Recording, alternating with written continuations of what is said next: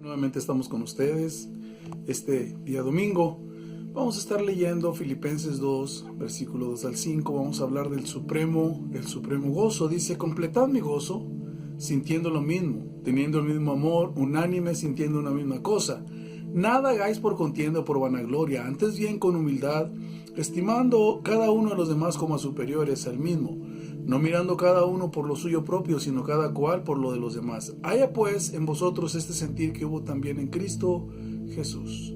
El apóstol Pablo está buscando el gozo completo. Dice: esto hagan para que completen mi gozo. Y él se iba a gozar al ver la obra victoriosa de Cristo, ¿verdad?, en los hermanos filipenses. Era un gozo que ellos podían experimentar, el gozo del Señor. En Juan 15, versículo 11 dice: estas cosas os he hablado para que mi gozo esté en vosotros y vuestro gozo sea cumplido. Bueno, la raíz de este gozo del que habla Pablo, del que él busca, y la raíz del gozo del que habla el Señor Jesucristo, el secreto está, la raíz de esto está en Juan 15, versículo 1 al 11. Dice: yo soy la vid, vosotros los pámpanos, el que permanece en mí, yo en él, este lleva mucho fruto, porque separados de mí nada podéis hacer. El que en mí no permanece será echado fuera como pámpano y se secará, y los recogen y los echan en el fuego y arden. Si permanecéis en mí y mis palabras permanecen en vosotros, pedid todo lo que queréis y os será hecho. En esto es glorificado mi Padre, en que llevéis mucho fruto y seáis así mis discípulos. Como el Padre me ha amado, así también yo os he amado, permaneced en mi amor. Si guardareis mis mandamientos, permaneceréis en mi amor, así como yo he guardado los mandamientos de mi Padre y permanezco en su amor. Bueno, la raíz, el origen de este gozo es la conexión y la permanencia en Cristo, lo que nos dice aquí este capítulo 15 del Evangelio de Juan. En ocasiones podemos decir que el producir el fruto es una cosa difícil, pero el que permanece en él, el que se conecta y permanece en él, lleva mucho fruto, ¿verdad? Esas son las consecuencias de conectarse y permanecer en él. Dice que el que está en él lleva mucho fruto, ¿verdad? Fruto de la vida de Dios en nosotros. Ese fruto tiene que ver con nuestro carácter y con nuestras obras, del versículo 8. Si permanecemos en él y su palabra en nosotros, tenemos oraciones con respuesta. Lo que pidamos, dice que él nos lo dará. En medio de la aflicción habrá una palabra de respuesta y de fortaleza de parte de Dios siempre cuando oramos. Versículo 7. Versículo 9 dice que él nos ha amado para que permanezcamos en su amor. Dice: así como el Padre me ha amado a mí, yo os he amado a vosotros para que permanezcáis en su amor. El amor de Dios es el que nos permite permanecer en ese amor, ¿verdad? Así es que esto nos da un gozo, ¿sí? Al final el versículo 11, el que estábamos leyendo, ¿verdad?, dice: estas cosas os he hablado, dice, para que permanezcáis en mí, mi palabra en ustedes, y vuestro gozo sea mi gozo, el gozo de ustedes sea completo. Permanezcan en mi gozo y su gozo sea completo. El que permanece en él puede guardar sus mandamientos y así puede estar en su amor y puede amar a los demás también. Esto es algo muy, muy glorioso, porque es algo que no se nos da a nosotros, pero permanecer en su amor es tener la capacidad de amarlo a él y también amar a los demás. La manera de conectarse con Cristo y permanecer en él siempre es el mismo principio, una y otra vez: la cruz. Iniciamos confesando nuestros pecados y maldad, y si lo hacemos reconociendo nuestra maldad, como pecadores recibimos perdón por su sacrificio y por su sangre. Este es el mismo inicio cada día. El Señor dijo que cargamos nuestra cruz cada día. Ese es el mismo inicio. En la cruz nuestros pecados son perdonados. En la cruz, ahí es donde Él murió, pero también es donde se nos otorgó vida a través de la muerte de Jesucristo. Así es que es el mismo inicio, ver nuestra condición dependiente de Él continuamente como pecadores y rendirnos a Él cada día. Sin Él nada podemos hacer, es lo que dice su palabra. Y si no hacemos esto, bueno, no permanecemos en él. Isaías 53:11 dice que él verá el fruto de la aflicción de su alma y quedará satisfecho por su conocimiento. Justificará a mi siervo justo a muchos y llevará las iniquidades de todos ellos. Así es que cuando nosotros permanecemos en él, esta es la raíz del gozo supremo, ¿verdad? Permanecer en él, conectarnos a él, permanecer en él. Y es la cruz la que nos permite llegar directamente, ¿verdad?, al Señor. Ahí está manifiesto su amor. Y su amor nos habla de una palabra, ¿verdad?, que debe creerse, una palabra de perdón, una palabra de reconciliación, una palabra de vida eterna. Así es que ese es el gozo supremo, es la raíz. Pero ahora vamos a estar hablando del ejercicio de ese gozo. ¿Te parece? Filipenses 2:5 dice: completad mi gozo sintiendo lo mismo, teniendo el mismo amor, unánime, sintiendo una misma cosa. Nada hagáis por contienda o por vanagloria, antes bien con humildad, estimando cada uno a los demás como superiores a él mismo, mirando cada uno por lo suyo propio, sino cada cual también por lo de los otros. No mirando, ¿verdad?, por lo nuestro, sino mirando siempre por los demás. Es lo que nos dice aquí. Pablo pide unidad en tres aspectos. La manera de que este gozo se ejercite. Pide unidad en tres aspectos. Es la manera en que su gozo se verá completo. Primero es la unidad en creer. El sentir, más bien aquí esta palabra, la traducción más cercana que hay es el pensar. Es lo que más está apegado a la traducción. El pensar tiene que ver con el creer. La fe viene por el oír, ¿verdad? El razonamiento. Si llega la palabra, se razona y se cree. Entonces habla de la unidad en el mismo pensar. Pablo está hablando del ejercicio del gozo y él quiere su gozo completo, pero dice: tengan unidad en el sentir, en el pensar, o podríamos decir en la fe, ¿verdad?, en el creer. Cada uno de nosotros tenemos la oportunidad de escuchar esa palabra, ¿verdad?, razonarla y ya sea recibirla o rechazarla. Entonces la unidad, primero en el pensar. Segundo, es la unidad en el amor. Si usted se fija, el versículo que hemos leído dice: unánimes, sí, sintiendo lo mismo, unánimes, sintiendo una misma cosa. Dice: nada hagáis por contienda, por vanagloria, antes bien con humildad. O sea, sirviendo a los demás, no buscando lo suyo propio.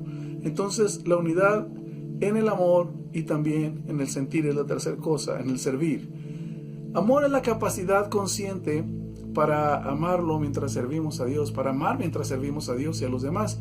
Solo con amor de Dios, con estas dos cosas, se entiende mejor lo que dice en Juan 21, versículo 15 al 17. Entonces, la primera cosa es creer, la segunda es amar, la tercera es servir. Este es el ejercicio del gozo, y Pablo está pidiendo que se lleve a cabo esta unidad, que piensen lo mismo o sientan lo mismo, sí, que amen en una unidad con el mismo amor de Dios todos, que todos sirvan, tengan esa unidad también en el servir. Juan 21, versículo 15 al 17 dice: cuando hubieron comido, Jesús dijo a Simón Pedro: Simón, hijo de Jonás, ¿me amas más que esto? ¿Qué había dicho anteriormente Pedro? Si estos te abandonan, yo no, yo hasta la muerte contigo. Y ahora yo creo que en ese momento las palabras de Pedro surgieron, ¿verdad? ¿Me amas más que estos? Le respondió: sí, Señor, tú sabes que te amo. Él le dijo: apacienta mis corderos. Volvió a decirle la segunda vez: Simón, hijo de Jonás, ¿me amas?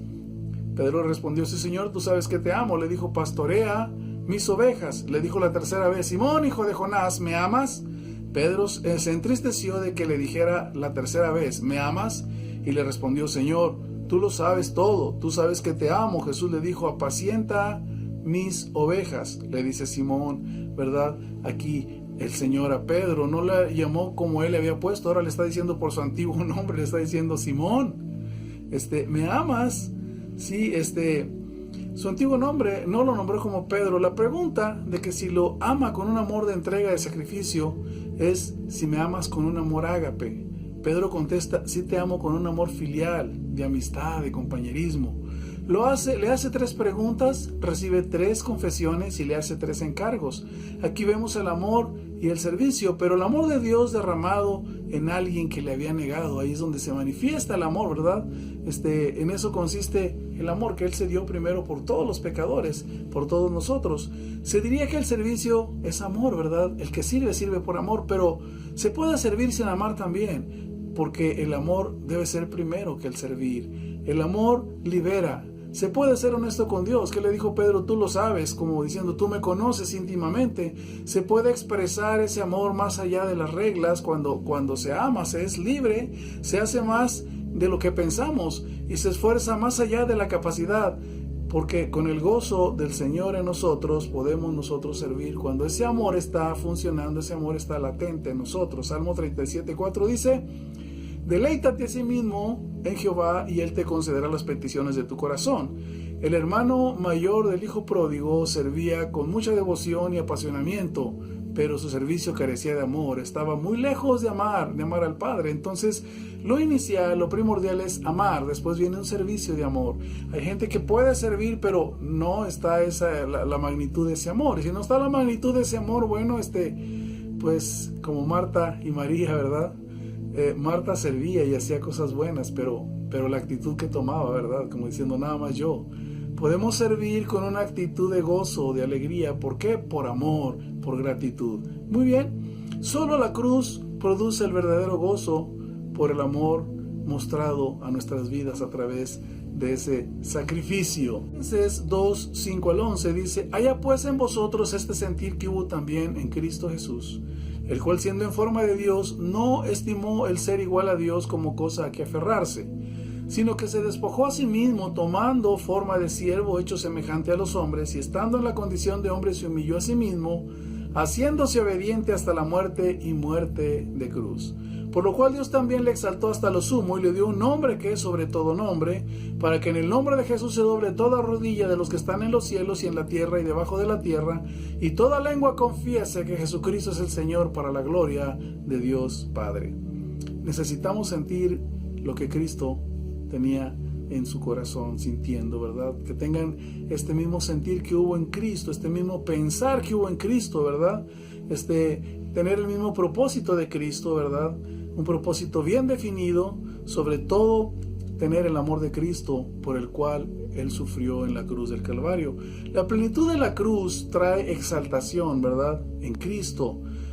Cristo fue puesto sobre todo nombre, se le dio un nombre sobre todo nombre, se le exaltó hasta lo sumo. Ahora toda lengua confiesa, ¿verdad?, que Jesucristo es Señor, para la gloria de Dios Padre. Hebreos 12:2 dice: puesto los ojos en Jesús, el autor y consumador de la fe, el cual por el gozo puesto delante de él sufrió la cruz. El gozo puesto delante de él. Pero ¿qué era lo que veía? Él veía la cruz, pero ¿qué había al pasar aquella cruz? El gozo de una victoria, ¿verdad? El gozo de que el Padre fuera glorificado en él. Él menospreció lo oprobio y se sentó a la diestra del trono de Dios. La cruz es símbolo de supremo éxito y de gozo. El mundo tiene sus estándares de éxito. Su gozo lo basa en adquisiciones. En Cristo es diferente, en Dios es diferente. Muchos ven la cruz como un fracaso y como una debilidad, pero para otros es una carga pesada, insoportable, pero fue valentía, fue amor, fue un propósito de alcanzar a una humanidad perdida, entiéndalo.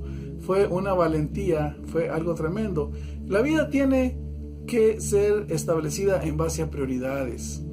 Jesucristo tuvo prioridades, dijo: vine a hacer la voluntad del que me envió. Así es que la cruz era parte, ¿verdad?, del proyecto, pero había una prioridad. Vino a buscar y a salvar lo que se había perdido, y estaba resuelto, estaba dispuesto a alcanzar a toda la humanidad. Entonces el propósito era grande. No importó lo que tenía que enfrentar aquella cruz, sino que Él recibió la cruz, ¿verdad?, teniendo un gozo, sabiendo lo que vendría después. Y es algo muy contradictorio. ¿Cómo es que la cruz iba a producir algún gozo, verdad? Entonces, cuando establecemos prioridades, principalmente la prioridad que sea Dios, Él nos pide amarlo por sobre todo, con todo nuestro ser, y enseguida amar a nuestro prójimo. El amor produce actitudes de valentía, produce servicio, produce permanecer en los propósitos de Dios, o sea, estar bien centrados en los propósitos de Dios. No sé si usted tenga propósitos en Dios, ¿verdad? En esos propósitos, ese amor nos sostiene para no desmayar, para ser adoradores, para descansar, ¿verdad?, en aquel que nos amó primero. ¿Quién no ha tenido montes de Getsemaní, momentos, ¿verdad?, montes del Calvario, jardines de Getsemaní, de intenso estrés, de crisis, de incertidumbre, de temor, de soledad, de agonía, por lo que tenemos cada uno de nosotros que enfrentar? En 2 de Corintios, capítulo 7, versículo 5 dice: porque de cierto, cuando venimos a Macedonia, ningún reposo tuvo nuestro cuerpo, sino que en todo fuimos atribulados de fuera, conflictos de dentro y temores. Bueno, nos presenta una condición de angustia del apóstol Pablo, ¿verdad? Aquel que escribe esta carta a los filipenses, la carta del gozo, Era un hombre que se gozaba en medio de las adversidades. Así es que ahora presenta una condición de angustia. Estaba agotado, no había ningún reposo en su cuerpo. Estaba bajo presión, atribulado, en conflictos, hasta ser debilitado por la oposición y el rechazo, el abandono de algunos que estaban con él, ¿verdad?, en el ministerio. Estaba atemorizado, no por su vida, sino por lo que pudiera pasar la obra del ministerio. Así es que estaba en angustia, ¿sí?, agotado, estaba bajo presión, atribulado, en conflictos, y estaba atemorizado, no por su vida, porque él no temía perder su vida, sino por lo que pudiera pasar a la obra de Dios. Segunda de Corintios capítulo 11, versículo 26 al 29 dice: en caminos muchas veces, en peligros de ríos, peligros de ladrones, peligros de los de mi nación, peligros de los gentiles, peligros en la ciudad, peligros en el desierto, peligros en el mar, peligros entre falsos hermanos, en trabajo y fatiga, en muchos desvelos, en hambre y en sed, muchos ayunos, en frío y desnudez, y además de otras cosas, lo que sobre mí se agolpa cada día, la preocupación por todas las iglesias. ¿Quién enferma y yo no enfermo? ¿A quién se le hace tropezar y yo no me indigno? Esta es la vida de la cruz. Esto es la cruz. Qué atractivo tiene esa cruz, ¿verdad? Todo lo que dice Pablo, por lo que él pasaba, angustias, presiones, desnudez, peligros, persecuciones, enfermedad. Bueno, qué atractivo puede tener qué atractivo tiene. ¿Dónde está el gozo en todo esto? Bueno, el gozo es su amor, es el amor de Dios que llena nuestras vidas. Es una respuesta de entrega a aquel que se dio primero por nosotros, abrazar un propósito de amor para la humanidad, servir con amor en la necesidad de los demás. Le amamos porque Él nos amó primero. Esto es muy importante, ¿verdad? Él nos amó primero. O sea, no importa cuál calvario tengamos que enfrentar, no importa, después viene el gozo de la victoria. Todo parece una pérdida, ¿verdad? Pero Dios es glorificado. Cristo fue exaltado, se le dio nombre sobre todo nombre. Toda lengua ahora confiesa que Jesús es el Señor, para la gloria de Dios el Padre. Su palabra nos alienta, ¿verdad?, a llevar la cruz. Él oraba y decía: Padre, si esta copa la tengo que beber, bueno, pero si se puede evitar, no se podía evitar. Él tenía que beber de aquella copa, aquel cáliz amargo. Él tenía que enfrentar la cruz y era una cosa difícil, pero su palabra nos alienta porque Él vino a hacer la voluntad del que lo había enviado. El compañerismo con otros creyentes nos fortalece. Pablo, en el pasaje que leíamos, dice que Timoteo, cuando llegó, el compañerismo les fue de fortaleza, ¿verdad? Así es que el compañerismo con otros nos fortalece, nos edifica. La presencia de Dios nos trae descanso, su Espíritu nos fortalece y nos da poder. Su gozo es nuestra fortaleza. Su amor es la fuerza que nos lleva a enfrentar el Calvario. Si no está ese amor, no hay gozo supremo, estamos fuera del plan de Dios, lejos de la cruz, lejos de su amor. Pablo conoció el amor de Cristo y se gozaba en prisiones, en enfermedades, en escasez y abundancia. Tener su amor es nuestro gozo supremo. ¿Por qué servimos al Señor? Por la cruz. Porque podemos abrazar un propósito, ¿verdad?, que en muchas ocasiones está sacrificado. ¿Por qué? Por la cruz, únicamente. Pero ¿por qué cargar esa cruz? Por amor. El gozo supremo está en experimentar el amor de Dios y poder servir sin importar las circunstancias, ¿verdad? Como dijo Pablo, entre peligros, como quiera que venga la situación, ¿verdad? Va a haber momentos difíciles en que estemos agotados, en que estemos presionados. ¿Quién no los ha tenido? Todos los hemos tenido esos momentos. Eso es la cruz. No hay atractivo, pero cuando llega la victoria, cuando la fortaleza llega, cuando podemos levantar nuestras manos en medio de la adversidad y tener la paz de Dios y tener la presencia de Dios, eso es la cruz. Es poder entregarle y rendirle todo a Dios en su soberanía, aún nuestras propias vidas. ¿Usted quiere el gozo supremo? Primero tiene que recibir el amor de Dios y enseguida estar resuelto, sí, a tomar su cruz cada día. Y sin importar las circunstancias, usted necesita llenarse de ese amor para entrar en el propósito de Dios. Dice Pablo, ¿qué nos apartará de su amor? Le da una serie, ¿verdad?, de circunstancias. Ni lo alto, ni lo bajo, ni lo presente, ni lo porvenir, ni hambre, ni peste, desnudez, ni cuchillo, ni la muerte, ni siquiera lo porvenir. Entonces, la cruz tiene que ver con el amor. El gozo supremo está en haber recibido el amor de Dios y después en la decisión de vivir cada día cargando esa cruz. Que el Señor le bendiga y esperemos que esta palabra edifique su vida si usted está pasando por adversidades. Ponga su vida en las manos de Dios, no se preocupe, no tenga temor, Dios siempre nos hará un bien. No importa, ¿verdad?, que estemos atravesando ahí en el Getsemaní momentos de crisis, no importa que esté enfrentando un calvario, pero déjeme decirle que en los propósitos de Dios, Él tiene la victoria para nosotros cuando nosotros nos mantenemos conectados, porque es la raíz del gozo, y permaneciendo en Él. Que el Señor le bendiga rica y abundantemente.